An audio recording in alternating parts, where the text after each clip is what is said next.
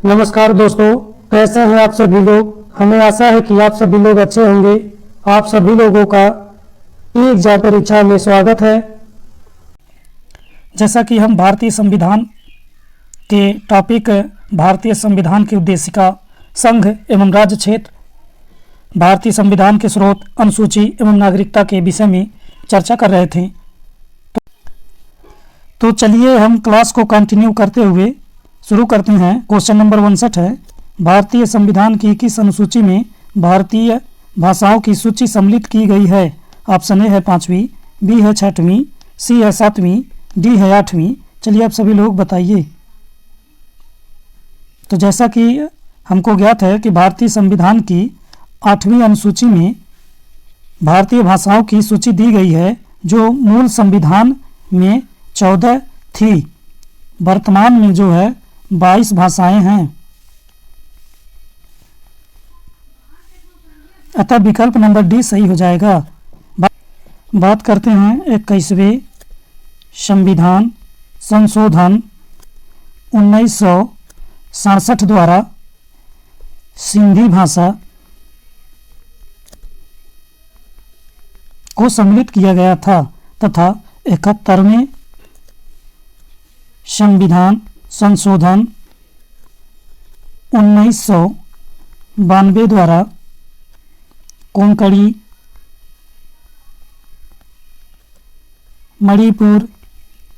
Manipuri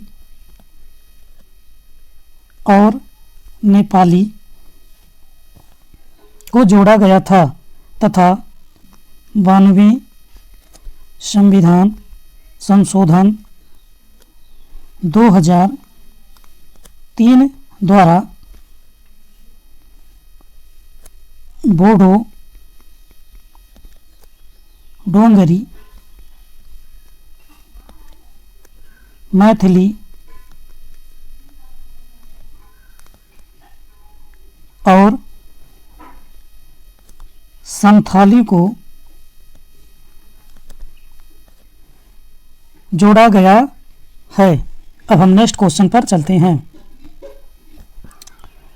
question number 60 है, निम्नलिखित में से संघीय शासन की एक प्रमुख विशेषता क्या है। ऑप्शन ए है संपूर्ण शक्तियां केंद्र सरकार में निहित होती हैं, बी है केंद्र और राज्य समान रूप से शक्तियों का उपयोग करते हैं, सी है केंद्र राज्यों की अपेक्षा कमजोर होता है, डी है केंद्र और राज्य अपनी शक्तियां संविधान से प्राप्त करते हैं। चलिए आप सभी लोग इसका आंसर बताइए। तो इस क्वेश्चन का ऑप्शन नंबर डी सही हो जाएगा। केंद्र और राज्य अपनी शक्तियां संविधान से प्राप्त करते हैं।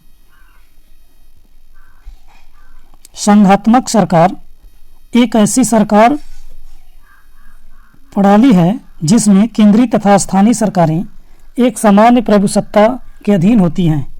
भारतीय संविधान के संघात्मक लक्षण के अंतर्गत संविधान की सर्वोच्चता, संविधान के द्वारा केंद्र सरकार और इकाइयों की सरकारों में शक्तियों का विभाजन, लिखित और कठोर संविधान तथा स्वतंत्र उच्चतम लिखित और कठोर संविधान तथा स्वतंत्र उच्चतम न्यायालय आदि द्वारा शामिल है।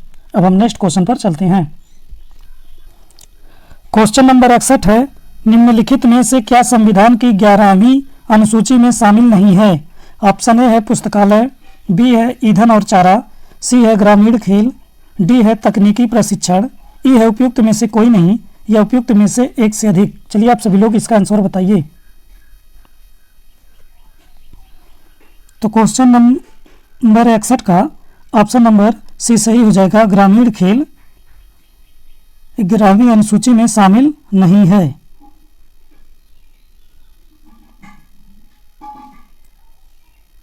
बल्कि पुस्तकालय, ईंधन और चारा, तकनीकी प्रशिक्षण ये 11वीं अनुसूची में सम्मिलित हैं। बात करते हैं संविधान के 11वीं अनुसूची में पंचायती राज स्वस्थानीय शासन से संबंधित 29 विषय रखे गए हैं, जिसमें वाचनालय, ईंधन और चारा, तकनीकी प्रशिक्षण एवं व्यावसायिक शिक्षा आदि शामिल है, जो मूल संविधान में केवल 8 अनुसूचियां का उपबंध था। बाद में 9वीं अनुसूची को प्रथम संविधान संशोधन 1991 में 10वीं अनुसूची 42वें संविधान संशोधन अधिनियम 1985 में, जो दल बदल से संबंधित था, जोड़ा गया। 1992 में 73वें और 74वें संविधान संशोधन अधिनियम द्वारा 11वीं अनुसूची तथा 12वीं अनुसूची जोड़ी गई। अब नेक्स्ट क्वेश्चन पर चलते हैं। क्वेश्चन नंबर 62 है, 73वें संशोधन अधिनियम 1992 11वीं अनुसूची अनुच्छेद 243G द्वारा कितने विषय को पंचायती के प्रशासनिक नियंत्रण में रखा गया था? ऑप्शन ए है 12 विषय, बी है 16 विषय, सी है 22 विषय, डी है 29 विषय, ई है उपयुक्त में से कोई नहीं, यह उपयुक्त में से एक से अधिक। चलिए आप सभी लोग बताइए।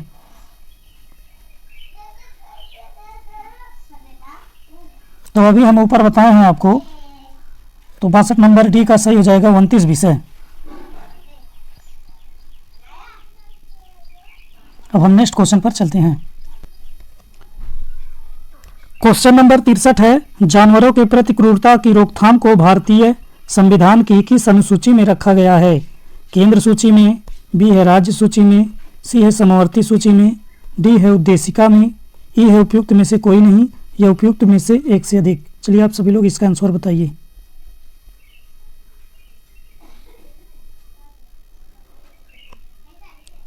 तो क्वेश्चन नंबर 63 का ऑप्शन नंबर सी सही हो जाएगा, समवर्ती सूची में रखा गया है। बात करते हैं पशुओं के प्रति क्रूरता रोकथाम अधिनियम। भारतीय संसद द्वारा 1960 में पारित एक अधिनियम है, जिसका उद्देश्य पशुओं को दी जाने वाली अनावश्यक पीड़ा और कष्ट को रोकना है। 42वें संविधान संशोधन 1976 के द्वारा निम्न 5 विषयों पर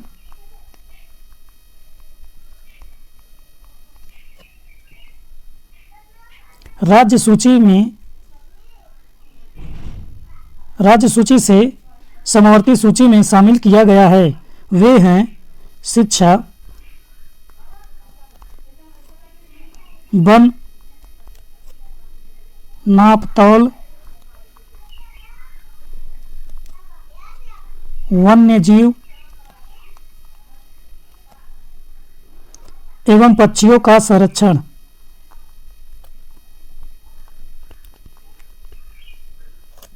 पक्षियों का संरक्षण,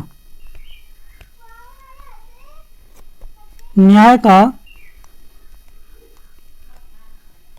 प्रशासन,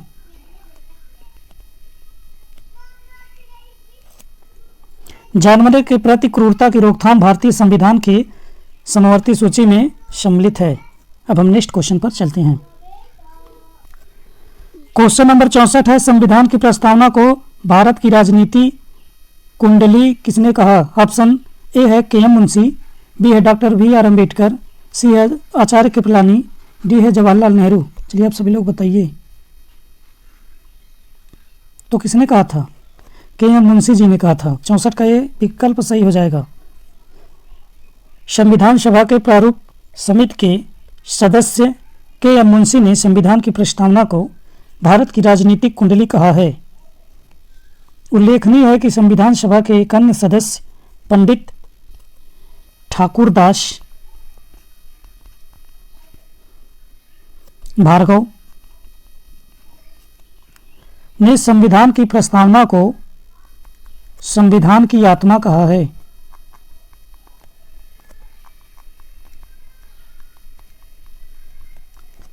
अब हम नेक्स्ट क्वेश्चन पर चलते हैं। क्वेश्चन नंबर 65 है, आज़ादी के बाद भाषा के आधार पर भारत के राज्यों का पुनर्गठन किस वर्ष में हुआ था? ऑप्शन ए है 1947 में, बी है 1951 में, सी है 1956 में, डी है 2000 में। ये उपयुक्त में से कोई नहीं या उपयुक्त में से एक से अधिक। चलिए आप सभी लोग बताइए। तो जैसा कि हम सभी को ज्ञात है कि भाषाई आधार पर आंध्र प्रदेश के गठन के बाद अन्य भाषाई द्वारा अलग राज्य की मांग भी तेज हो गई थी, जिस पर विचार विमर्श के लिए 1953 में न्यायमूर्ति फजल अली की अध्यक्षता में 3 सदस्य के एम पनिक्कर तथा हृदय नाथ कुंजरू राज्य पुनर्गठन आयोग गठित किया गया। इस आयोग ने 30 दिसंबर 1955 ईस्वी को अपनी रिपोर्ट केंद्र सरकार को सौंपी। इस समिति ने राज्यों के पुनर्गठन में भाषाई आधार पर राज्यों के पुनर्गठन को स्वीकार किया तथा एक राज्य एक भाषा के सिद्धांत को अस्वीकार कर दिया। इसी रिपोर्ट के आधार पर राज्य पुनर्गठन आयोग गठित किया गया। तो ऑप्शन नंबर आपका सी सही हो जाएगा, 1956 में सी आपका सही हो जाएगा। अब हम नेक्स्ट क्वेश्चन पर चलते हैं।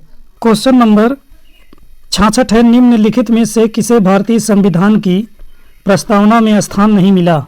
ऑप्शन ए है विचार और अभिव्यक्ति की स्वतंत्रता, बी है सभी के लिए आर्थिक न्याय, सी है सभी के लिए शिक्षा, डी है व्यक्ति की गरिमा। चलिए आप सभी लोग इसका आंसर बताइए।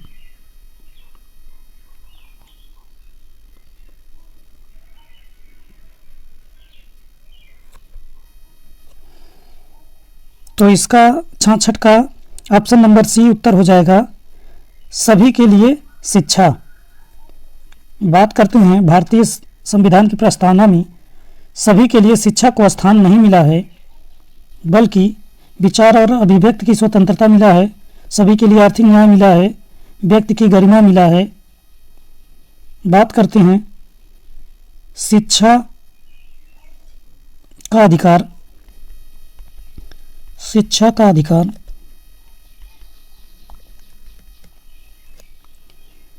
अनुच्छेद नंबर 21 के तहत मौलिक अधिकार में दिया गया है। संविधान की प्रस्तावना है, हम भारत के लोग भारत को एक संपूर्ण प्रभुत्व संपन्न समाजवादी पंथनिरपेक्ष लोकतंत्रात्मक गणराज्य बनाने के लिए तथा उसके समस्त नागरिकों को सामाजिक आर्थिक और राजनैतिक न्याय विचार अभिव्यक्ति विश्वास धर्म और उपासना की स्वतंत्रता प्रतिष्ठा और अवसर की समानता प्राप्त करने के लिए तथा उन सब में व्यक्ति की गरिमा और राष्ट्र की एकता और अखंडता सुनिश्चित करने के लिए बंधुता बढ़ाने के लिए दृढ़ संकल्प होकर अपनी इस संविधान सभा में आज तारीख 26 नवंबर 1949 ईस्वी को एतत् द्वारा इस संविधान को अंगीकृत अधिनियमित और आत्मसमर्पित करते हैं। ये संविधान की प्रस्तावना है। अब हम नेक्स्ट क्वेश्चन पर चलते हैं। क्वेश्चन है, निम्न शब्दों पर विचार करें। ऑप्शन ए है समाजवादी, बी है प्रजातांत्रिक, सी है सार्वभौमिक, डी है धर्मनिरपेक्ष।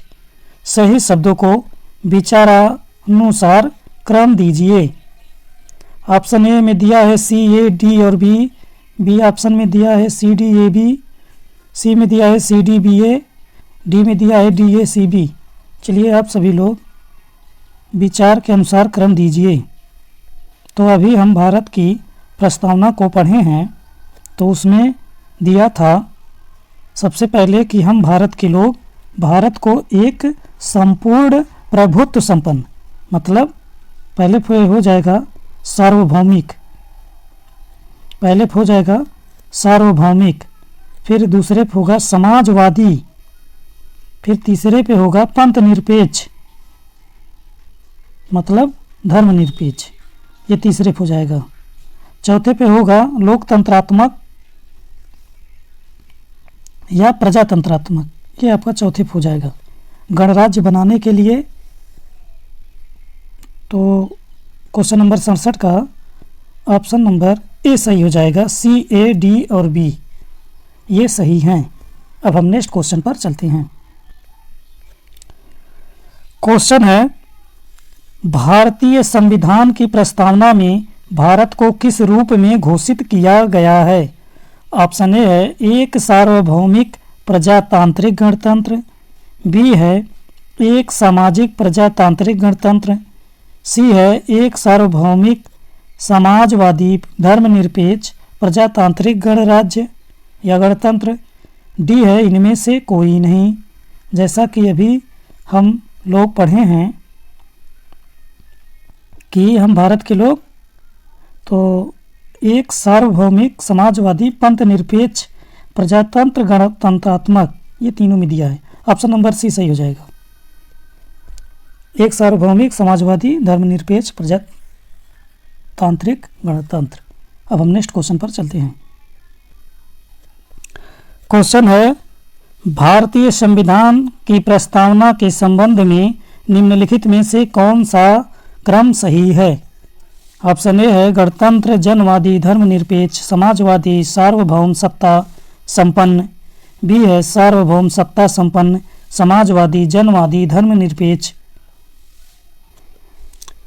ऑप्शन सी है सार्वभौम सत्ता संपन्न जनवादी धर्मनिरपेक्ष समाजवादी, ऑप्शन नंबर डी है सार्वभौम सत्ता संपन्न समाजवादी धर्मनिरपेक्ष जनवादी गणतंत्र।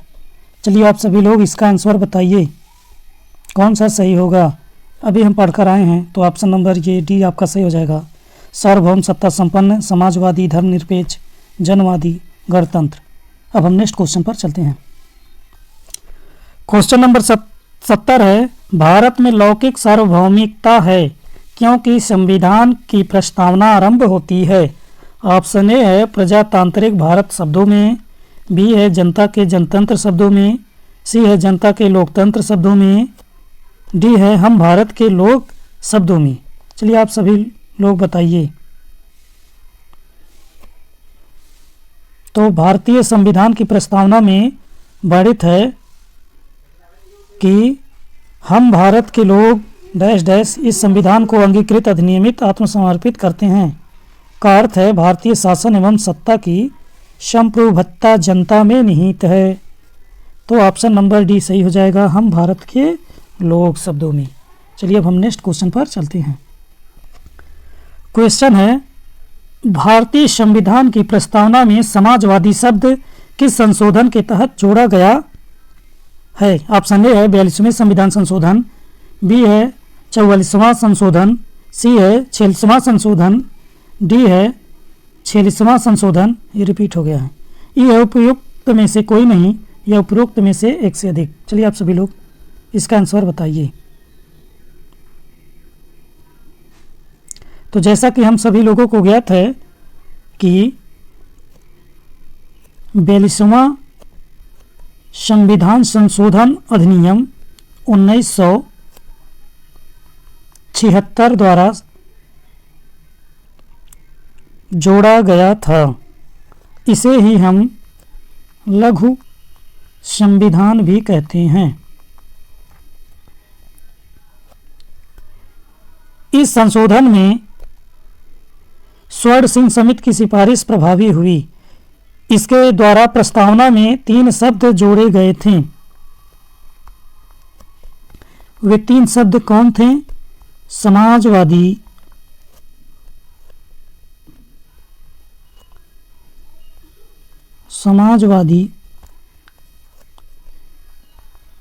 दूसरा था पंथ निरपेक्ष और तीसरा था अखंडता।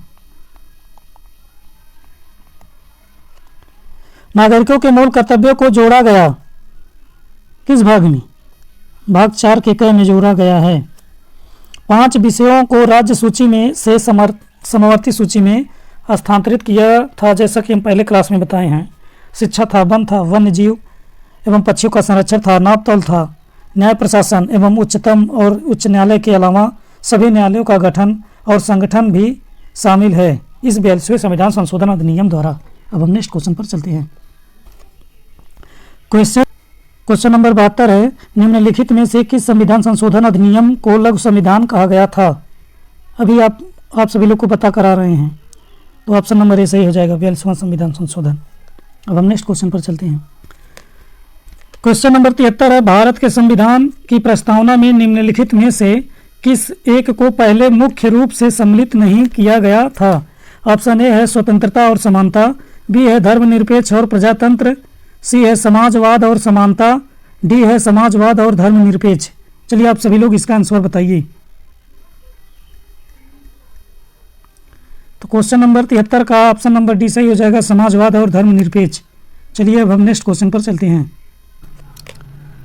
क्वेश्चन नंबर 74 है, किस संशोधन से समाजवाद, धर्मनिरपेक्षता और राष्ट्रीय एकता एवं अखंडता शब्द भारतीय संविधान में जोड़े गए थे? ये भी आप सभी लोगों को बताए हैं, तो इसका हो जाएगा 42वां संविधान संशोधन अधिनियम। 74 का ऑप्शन नंबर ए सही हो जाएगा। अब हम नेक्स्ट क्वेश्चन पर चलते हैं। क्वेश्चन नंबर 75 है, निम्नलिखित में से कौन सा भारतवर्ष को एक धर्मनिरपेक्ष राज्य के रूप में वर्णित करता है? ऑप्शन ए है मौलिक अधिकार, बी है 9वीं सूची, सी है मौलिक कर्तव्य, डी है संविधान की प्रस्तावना, ई है उपयुक्त में से कोई नहीं या उपयुक्त में से एक से अधिक। चलिए आप सभी लोग इसका आंसर बताइए। तो जैसा कि हम सभी लोगों को ज्ञात है कि भारतीय संविधान की प्रस्तावना में भारतवर्ष को एक पंथ निरपेक्ष राज्य घोषित किया गया था। यह पंथ निरपेक्षता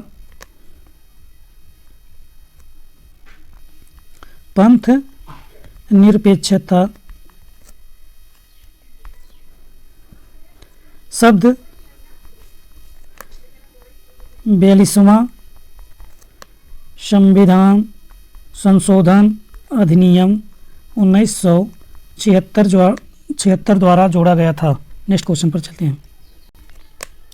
क्वेश्चन नंबर 76 है, भारतीय संविधान की प्रकृति क्या है? ऑप्शन ए है संघीय है, बी है एकात्मक है, सी है संसदीय है, डी है प्रकृति में संघीय किंतु भावना में एकात्मक, ई है उपयुक्त में से कोई नहीं या उपयुक्त में से एक से अधिक। चलिए आप सभी लोग बताइए।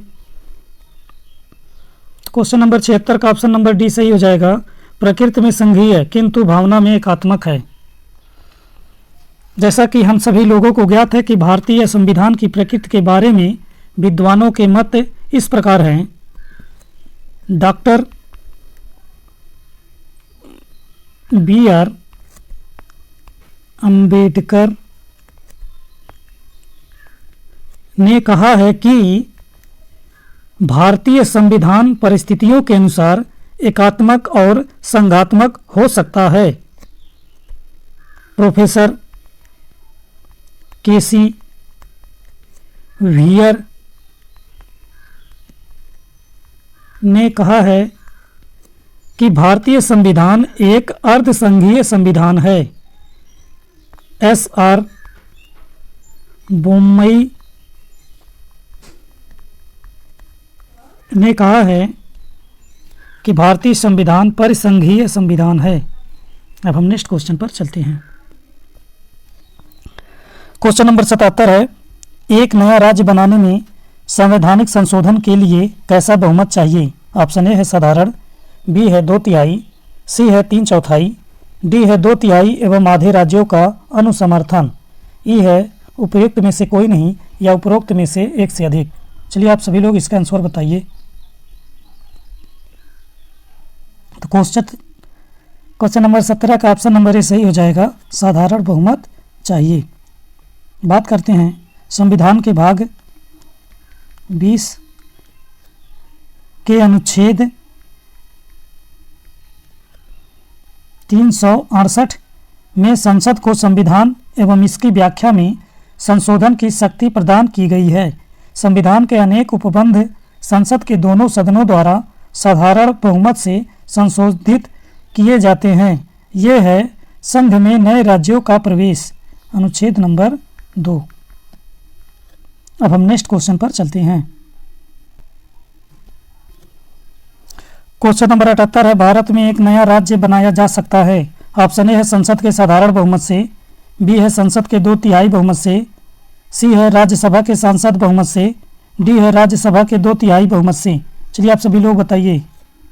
तो क्वेश्चन नंबर 78 का ऑप्शन नंबर ए सही हो जाएगा, संसद के साधारण बहुमत से। अब हम नेक्स्ट क्वेश्चन पर चलते हैं। क्वेश्चन है 79, मिलान करें।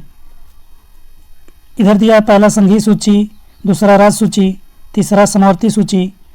इधर दिया है विषय 97 प्रविष्टियाँ, 47 प्रविष्टियाँ, 66 प्रविष्टियाँ। चलिए आप सभी लोग मिलाइए। यहाँ विकल्प दिया गया है ए बी सी, बी दिया है ए सी बी, सी दिया है ए बी, डी दिया है सी बी ए, ई दिया उपरोक्त में से कोई नहीं है, उपरोक्त में से एक से अधिक। चलिए आप सभी लोग बताइए। तो जैसा कि हम सभी को ज्ञात है कि पहले का संघीय सूची कितनी है, 97 हैं, 97 प्रविष्टियाँ हैं। और जो राज्य सूची है उसका कितना है, उसकी 66 प्रविष्टियाँ हैं। और समवर्ती सूची की 47 प्रविष्टियाँ हैं। तो ऑप्शन नंबर बी सही हो जाएगा। पहले का ए, दूसरे का सी, तीसरे का बी।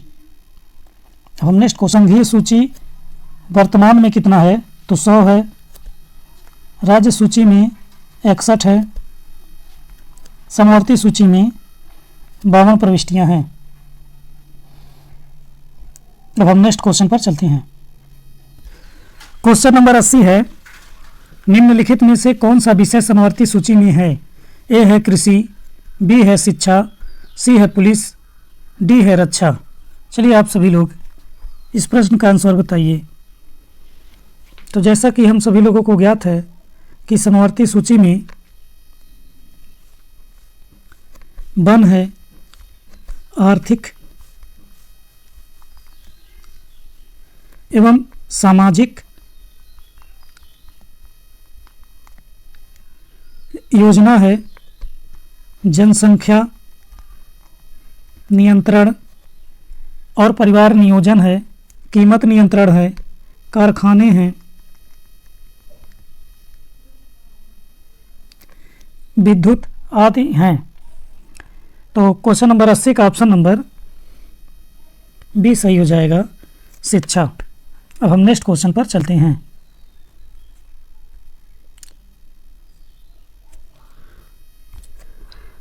क्वेश्चन नंबर 81 है, सूची 1 और सूची 2 का मिलान कीजिए और नीचे दिए गए कूटों का प्रयोग करते हुए सही उत्तर का चयन कीजिए। सूची 1 में संविधान के मत दिए हैं, जैसे राज्य के नीति निर्देशक सिद्धांत, बी है मौलिक अधिकार, सी है संघ एवं राज्यों के बीच संबंध समवर्ती सूची, डी है भारत राज्यों का संघ जिसमें केंद्र को अधिक शक्ति प्रदान की गई है। सेकंड सूची देखते हैं। सूची 2 देखते हैं, देश में लिया गया है। पहले पर ऑस्ट्रेलिया है, दूसरे पर कनाडा है, तीसरे पर आयरलैंड है, तो चौथे पे संयुक्त राज्य अमेरिका है। चलिए आप सभी लोग बताइए इस प्रश्न का आंसर। यहाँ ऑप्शन दिया गया है। ऑप्शन ए है 4 3 1 2, बी है 3 4 2 1, सी है 4 3 2 1, डी है 3 4 1 2। चलिए आप सभी लोग बताइए। तो जैसा कि हम सभी लोगों को ज्ञात है कि राज्य के नीति निर्देशक सिद्धांत एक कहाँ से लिया गया है, यह जो है आयरलैंड से लिया गया है, आयरलैंड। मौलिक अधिकार ये कहाँ से लिया गया है, तो मौलिक अधिकार हमको पता है संयुक्त राज्य अमेरिका से लिया गया है। संघ एवं राज्यों के बीच संबंध की समवर्ती सूची ये कहाँ से ली गई है, यह ऑस्ट्रेलिया से ली गई है।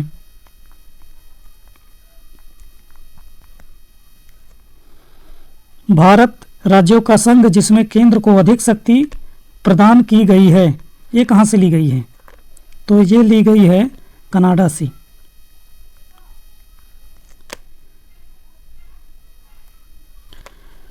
तो ए का हो जाएगा तीसरा और बी का हो जाएगा चौथा और सी का हो जाएगा पहला और डी का हो जाएगा दूसरा। तो आइए ऑप्शन में हम देखते हैं। तो इस हिसाब से हो जाएगा ऑप्शन नंबर डी सही हो जाएगा।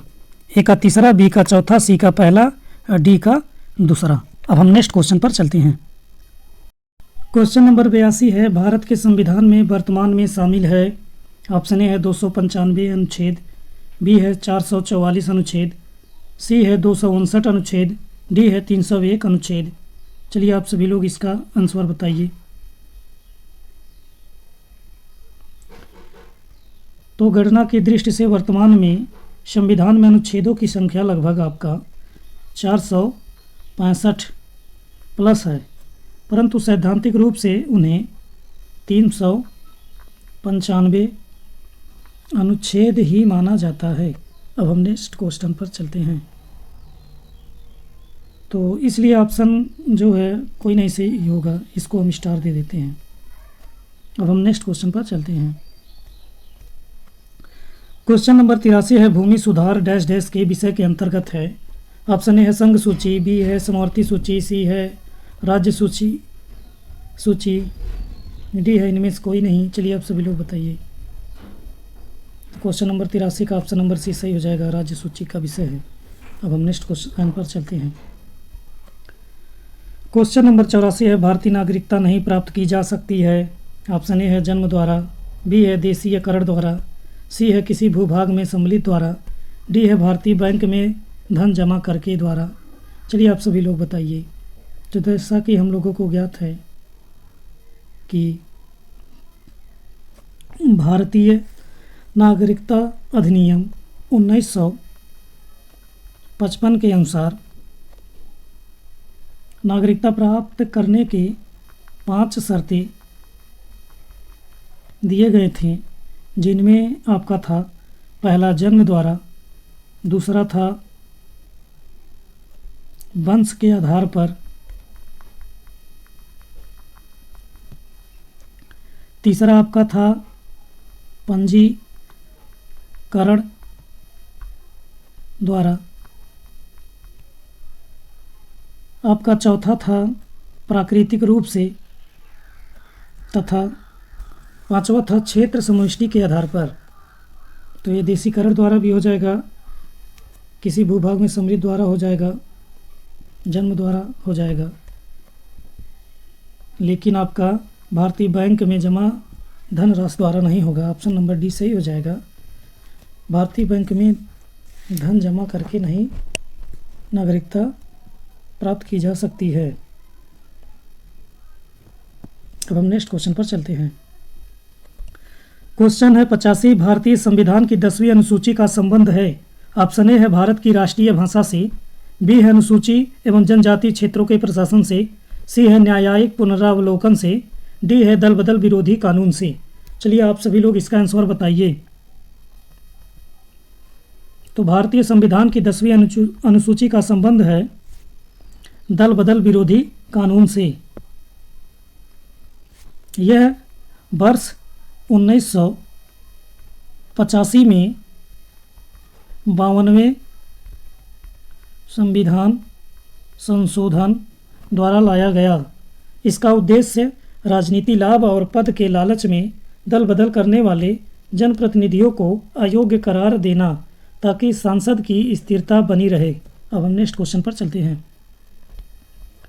क्वेश्चन नंबर 86 है, भारतीय संविधान की जिस धारा के अनुसार विधानसभा का गठन होता है वह है धारा 36, बी धारा 270, सी 170 धारा, डी धारा 256। चलिए आप सभी लोग बताइए।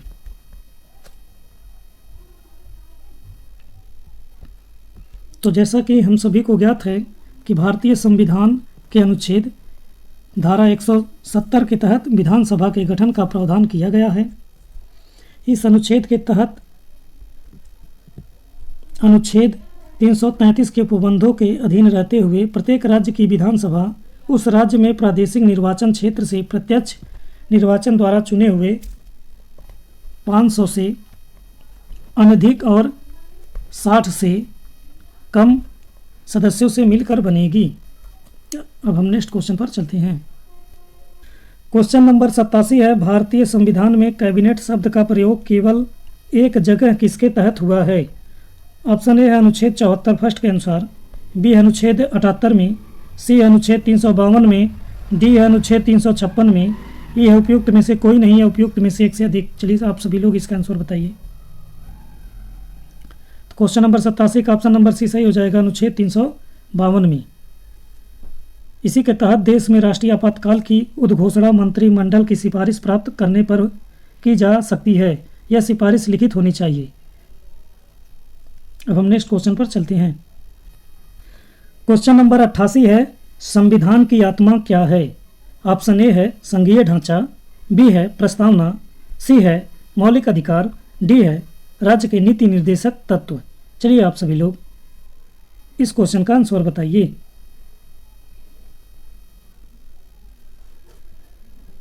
तो जैसा कि हम सभी को पता है कि संविधान की आत्मा प्रस्तावना को कहते हैं। प्रस्तावना हम भारत के लोग से शुरू होती है, जिससे स्पष्ट होता है कि भारत की संपूर्ण शक्ति का स्रोत जनता है। बात करते हैं 42वें संविधान संशोधन 1976 द्वारा प्रस्तावना में समाजवादी, पंथ निरपेक्ष,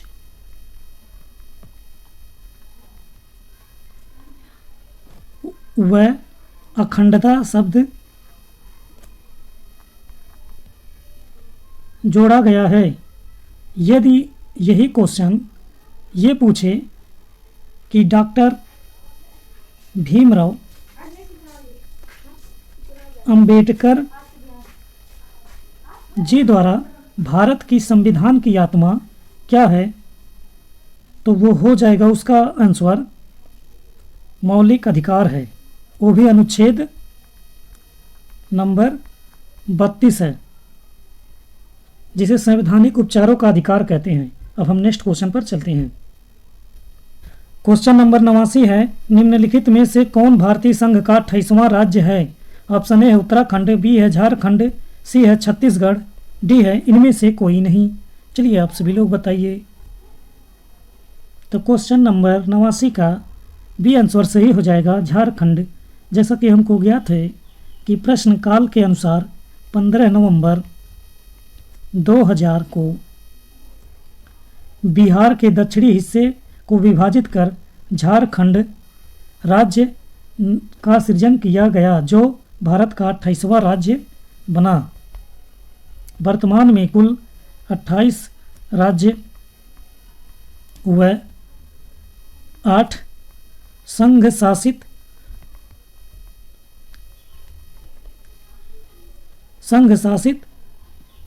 प्रदेश हैं। अब हम नेक्स्ट क्वेश्चन पर चलते हैं। क्वेश्चन नंबर 90 है, निम्नलिखित में से किसे भारतीय संविधान की आत्मा कहा जाता है? ऑप्शन ए है मौलिक अधिकार का अध्याय, बी है राज्य के नीति निर्देशक सिद्धांत के अध्याय, सी है संविधान की प्रस्तावना, डी है संवैधानिक उपचारों का अधिकार। चलिए आप सभी लोग इसका आंसर बताइए। अभी हम पिछली क्लास में देख कर आए हैं कि भारत की संविधान की आत्मा संविधान की प्रस्तावना को कहते हैं। 90 का सी ऑप्शन सही हो जाएगा। चलिए अब हम नेक्स्ट क्वेश्चन पर चलते हैं। बात करते हैं डॉक्टर भीमराव अंबेडकर जी ने अनुच्छेद 32 को भारत की संविधान की आत्मा कहे हैं।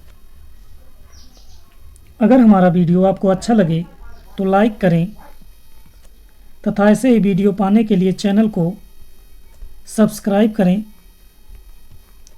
और वीडियो को शेयर करें। धन्यवाद।